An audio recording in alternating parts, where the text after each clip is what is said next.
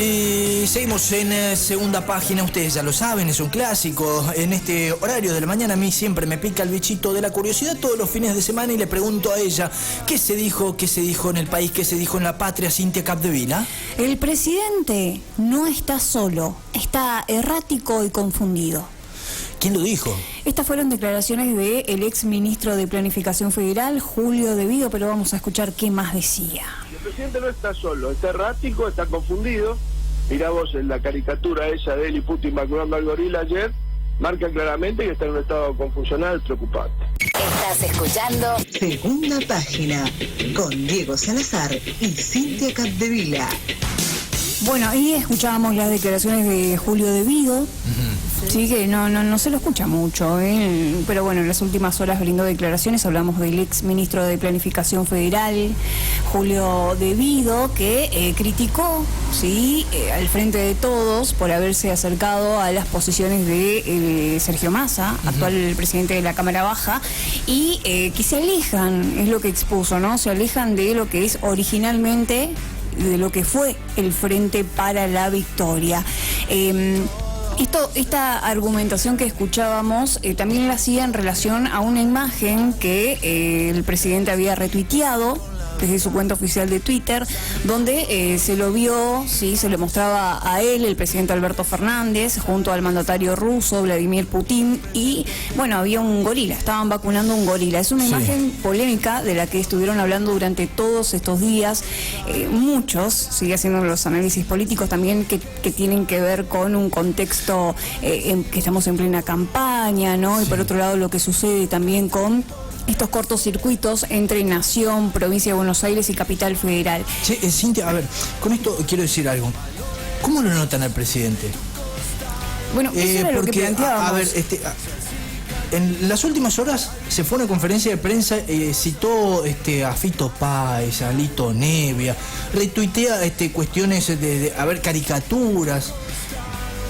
Yo no sé, en lo que va de año y medio de gobierno de Alberto Fernández, yo imagino que habrá echado a 15 o 20 community managers, si es que le manejan las redes sociales, porque un papelón, un mamarracho, bueno, que le manejan, Julio... y si lo maneja él, y bueno, te digo, Alberto, andás cerrando la cuenta porque te vas enterrando solito y solo. Bueno, Julio De Vido dijo, mirá la caricatura de él y Putin, por Vladimir Putin, vacunando al gorila. Eso marca claramente que está en un estado de confusión preocupante. Bueno, también hay que decirlo, Julio De Vido. Julio De Vido es un tipo que no sabe explicar o no supo explicar, por ejemplo, ¿no? Por qué hay rutas en la Argentina que se facturaron, que hubo sobreprecio y que todavía no están terminadas en la Argentina, ¿no?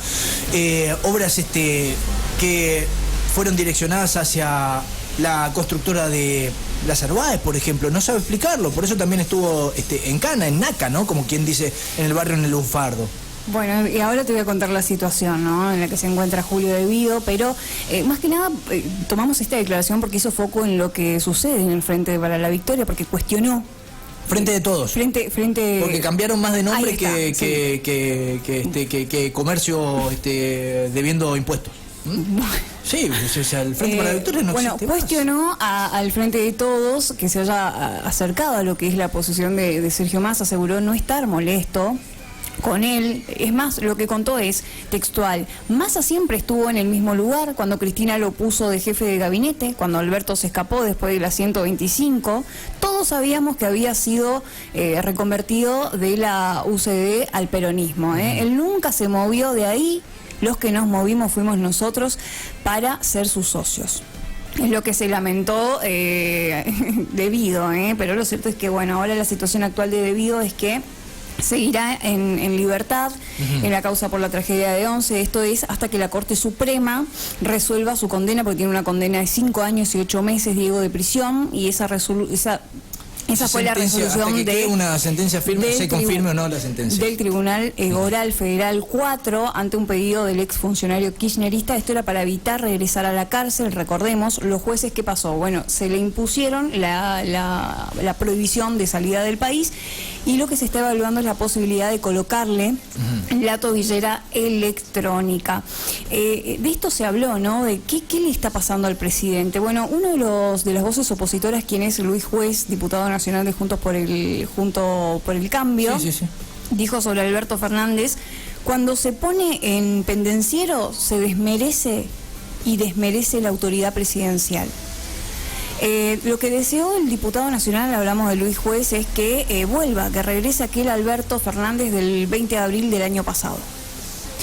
Y hay un archivo que salió a flote en estos días, Diego, que lo traemos a la mesa, ¿no? ¿Se acuerdan cuando ya por el año 2019, en septiembre, había un Alberto que hablaba de la grieta, ¿no? Y decía, hay que terminar con la psicología de la grieta. No podemos seguir viviendo en el país de la locura. Eso sí, hablaba en relación a la grieta, ¿no? Lo cierto es que, decíamos, está el presidente, el Alberto, que es el presidente, y del otro lado también lo que se cuestiona es un presidente que está mucho tiempo en Twitter, retuiteando, escribiendo, y se cuestiona parece que es lo único que le deja manejar, solo. Y lo que maneja solo, se viene equivocando.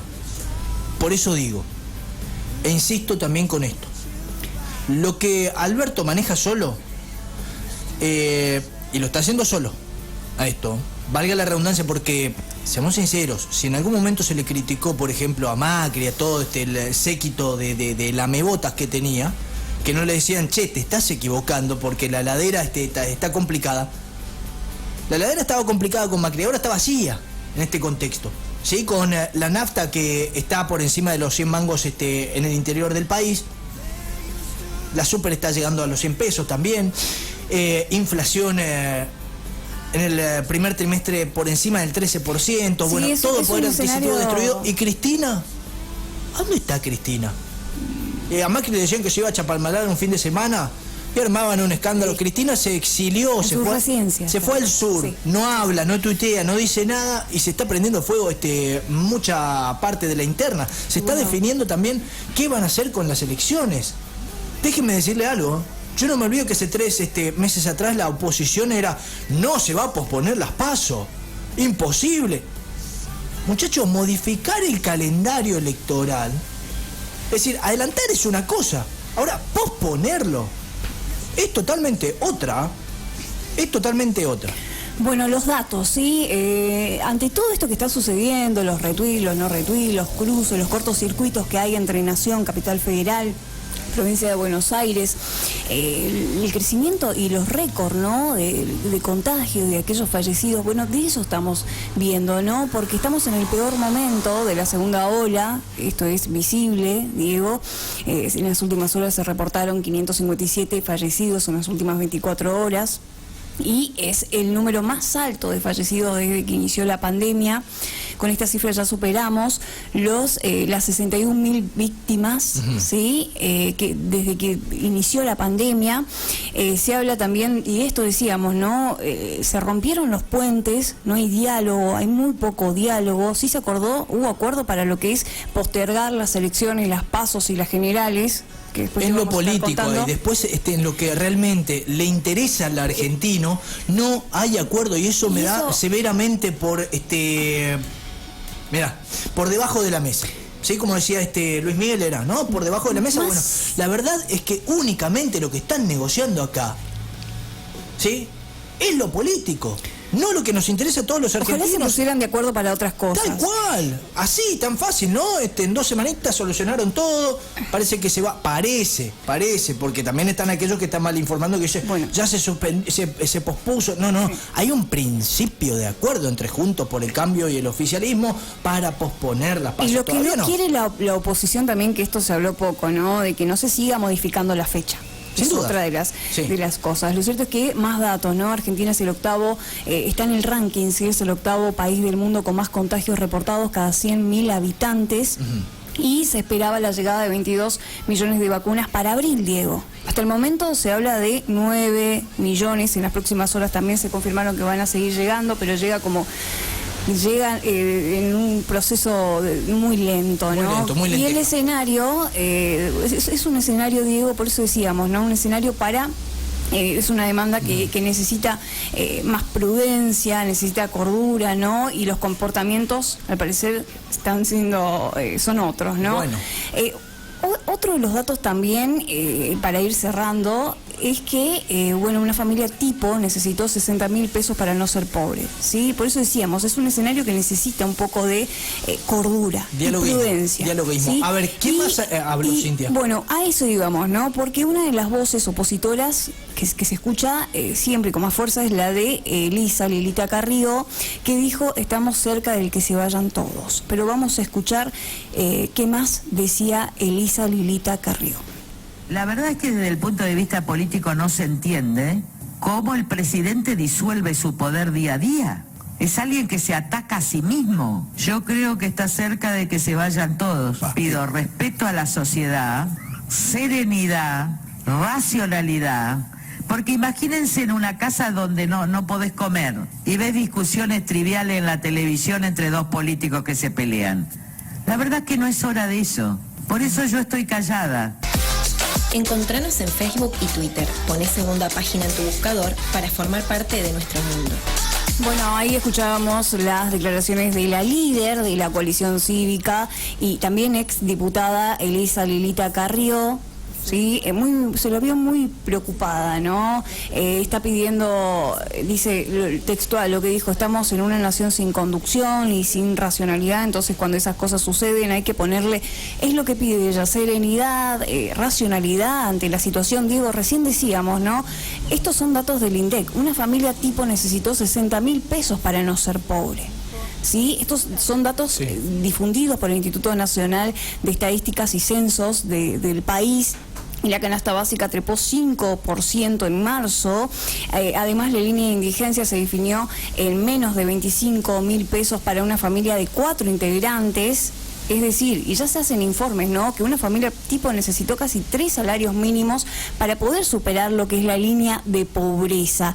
Sumado esto al derrumbe del salario real que lleva, desde el INDEC te dicen, ¿sí?, son 3 años consecutivos de la caída del salario. Los que son en blanco, los registrados, los que son del público, claro, y los no informal, sí, claro, lo informal. Y bueno, y por eso en estas traíamos las declaraciones de Elisa Carrió, que también habló de su posible candidatura. Parece no se retiró, soy la última garantía en la provincia de Buenos Aires, me puse candidata para lograr la garantía en la unidad de Juntos por el Cambio.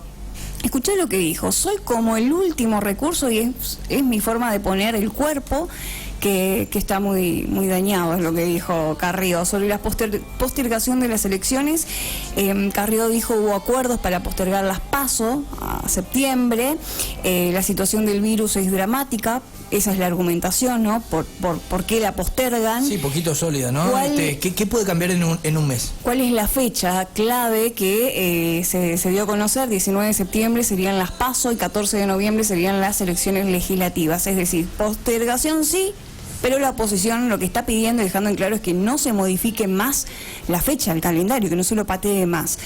Otra de las voces es la de que se escuchó con mucha fuerza en estos últimos días, es la de José Pepe Mujica, el expresidente de Uruguay. Dijo, la Argentina duele, tiene una enfermedad de odio muy grave.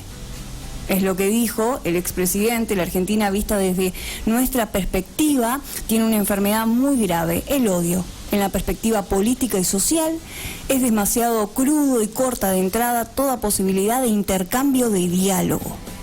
Y es lo que está pasando. No hay intercambio de diálogo, es lo que decías también. Y es lo que estamos hablando desde el inicio, ¿no? Con las declaraciones, ¿no? Bueno, en las últimas horas, desde Rosario, porque el presidente estuvo en Rosario, Santa Fe, dijo, hay una parte de la Argentina que está enferma de odio, y el odio no ayuda a nada, nos contamina más, nos enfrenta. Y bueno, esa fue la reflexión, porque lo que sí marcamos es, hay una parte. Sí, es lo que dijo, es una parte. No, solamente. No, hay y acá vuelve otra vez. Acá hay dos partidos políticos que se odian. ¿Sí? Y que hay una bajada de línea de las cabezas, es decir, de las primeras líneas, para que segundas, terceras, cuartas, quintas líneas sigan odiando. Bueno, porque muchos se benefician con la grieta. Vuelve a escuchar el discurso del odio, con la palabra del odio. Nosotros somos amor, el otro es el odio, y este discurso que seguramente se va a instalar durante toda la campaña electoral. Y recordaba aquello que sucedió, Diego, otro archivo, ¿no? Cuando la oposición había acompañado desde un primer momento a Alberto, no sé si recuerdan aquella frase: presidente Alberto Fernández, usted es el comandante en batalla, somos uno en esta pandemia. Esto era algo que lo decía Mario Negri, quien es jefe de la bancada de Juntos por el Cambio. Son frases que van quedando, ¿no? Y hoy el escenario es totalmente otro. Lo cierto es que hay otra voz opositora, y es la de la ex gobernadora bonaerense María Eugenia Vidal, pero escuchemos qué decía. Y ojalá el presidente reflexione y se dé cuenta que la autoridad no se impone, la autoridad se gana. No alcanza con tener un cargo electo para que la gente esté convencida de que lo que uno hace está bien. Uno tiene que ganarse el lugar, se lo tiene que ganar todos los días, sin soberbia, reconociendo cuando se equivoca, reconociendo cuando algo que prometió no se pudo cumplir, como fue el caso de las vacunas, donde el presidente nos dijo, seguramente convencido el año pasado, que iba a haber 20 millones de dosis que no llegaron, y hoy tenemos menos de 10.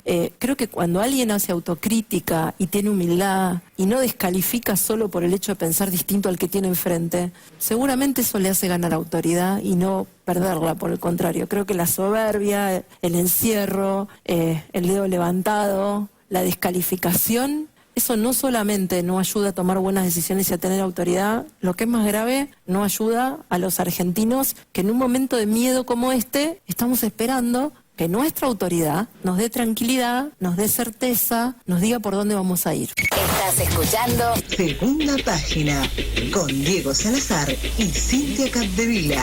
Bueno, ahí escuchábamos a María Eugenia Vidal, ex gobernadora bonaerense. Califica de necesaria y urgente la existencia de diálogo entre el oficialismo y la oposición, pero lo que sí confesó es que no cree que sea algo posible. Lo que sí expresó es que, bueno, dijo, me parece inentendible que no haya un espacio de consenso. Y esto es algo que está quedando al desnudo, Diego, y más en un año que va a ser marcado por la agenda electoral.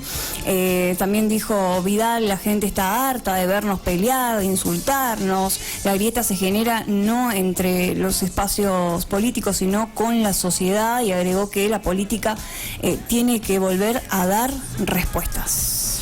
Sin dudas, la grieta se genera con la sociedad. Por eso están pensando en posponer las PASO y no en solucionar, y no en juntarse entre todos para solucionar la cuestión de la pandemia, la situación sanitaria del país. Enseguida continuamos en Segunda Página. Todas las mañanas el mundo y esta música barata.